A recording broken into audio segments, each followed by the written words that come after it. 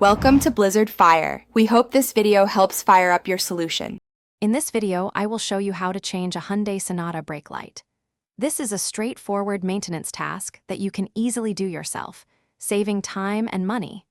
You will need a new 2357 brake light bulb and possibly a plastic trim removal tool.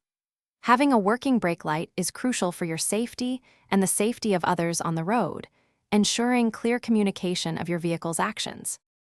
First, open your Hyundai Sonata's trunk to begin. On the side where the brake light is out, you will find a small access panel or a section of the trunk liner. Carefully pull this protective cover away. It's usually held by clips and should come off without much force.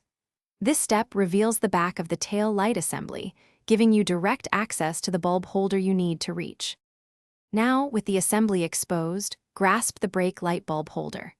Turn it about a quarter turn counterclockwise to unlock and remove it from the tail light housing. To take out the old bulb, push it gently inward and twist it counterclockwise. Then, insert your new 2357 bulb into the socket, push it in, and twist it clockwise until it locks securely. Remember to avoid touching the glass part of the new bulb with your bare hands. With the new bulb in place, carefully reinsert the bulb holder back into the tail light assembly. Twist it clockwise until it clicks and is firmly seated. Before you replace the trunk liner or access panel, have someone press the brake pedal to confirm your new light is working correctly.